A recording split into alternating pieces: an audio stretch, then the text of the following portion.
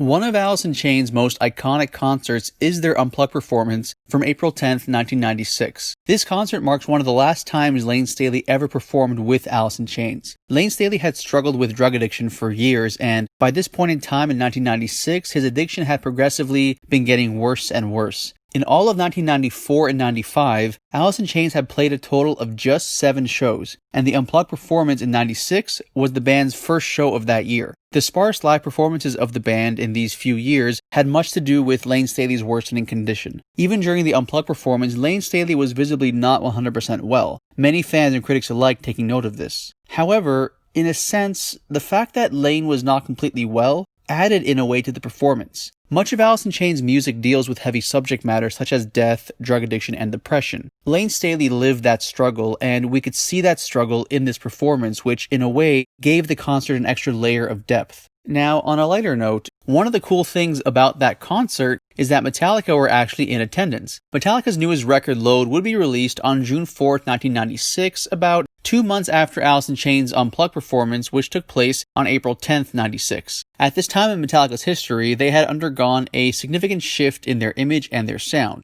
With specific regards to their image, all of the guys in the band had cut their hair. Alice in Chains and Metallica are friends, so Mike Inez, Alice in Chains' bass player, took a friendly jab at the guys in Metallica by writing, "Friends don't let friends get friends' haircuts" on his bass guitar during the Unplugged performance. Jerry Cantrell recalls the following: "When we were doing the Unplugged in New York, they all showed up, all 4 of the guys. They're all sitting in a row and they all had these new short haircuts and stuff. It was pretty funny. So Mike wrote some stuff on his bass about friends not letting friends get friends' haircuts, cause they were all GQ looking and cleaned up and stuff." Alice in Chains did play a brief tribute to Metallica at the concert, however, when Mike Inez and drummer Sean Kinney played the intro to Enter Sandman just before going into Sludge Factory. Jerry Cantrell also played the beginning of Battery before they started playing Angry Chair. In total, the band played 13 songs from 4 different records. They played 2 songs from the Jar of Flies EP, 2 songs from the Sap EP, 4 songs from the Dog record, 4 songs from Dirt, and a new song that is not featured on any of their studio releases called Killer Is Me. As a matter of fact, the Unplugged performance of Killer Is Me was the first time the band had performed that song during a concert.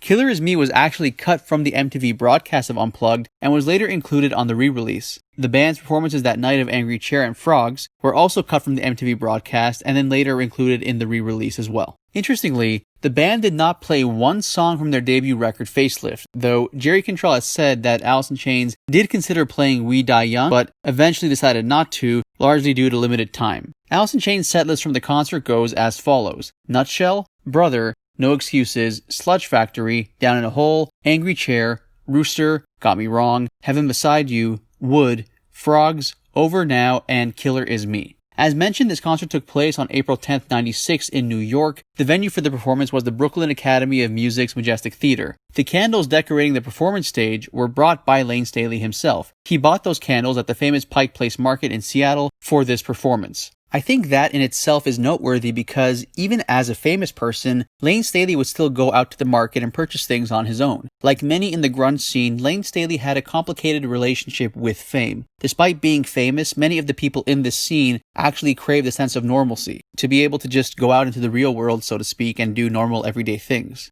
Layne actually had a very interesting quote about Kurt Cobain regarding how fame took its toll on Kurt. "I saw all the suffering that Kurt Cobain went through. I didn't know him real well, but I just saw this real vibrant person turn into a real shy, timid, withdrawn, introverted person who could hardly get a hello out. At the end of the day, or at the end of the party, when everyone goes home, you're stuck with yourself." The performance was first aired on MTV on May 28, 1996, and was released as a CD on July 30th, 96. This was followed by a VHS release on October 8th, 96, and a DVD version on October 26, 1999. Going back to the performance itself, as mentioned, Layne was visibly not 100% well during the concert. When Layne Staley died 6 years later on April 5, 2002, he weighed only 86 pounds. Factor in that Layne Staley was 6'1", that really paints a dark picture of how severe his drug addiction was and the toll it took on him. Despite the tragic way Layne's life came to an end and the years-long struggle with addiction that led to that end, one of the characteristics about Layne's personality he's most well known for is his sense of humor. Even during dark times, Layne was known to be a humorous person. At the MTV Unplugged performance, Layne Staley and Jerry Cantrell were bouncing jokes off each other in between songs. Ultimately, the MTV Unplugged performance is one of Alice in Chains' most iconic shows with Layne Staley, and it's also one of their last shows with Layne Staley. Gone too soon, but not forgotten. Thanks for watching, guys. If you like what you see, make sure to subscribe for more. All the videos on this channel are original. I'm the one conducting all the interviews and editing all the videos together. So if you guys like what you see and you want to support, the best way to do so is honestly just to subscribe. Lots more to come.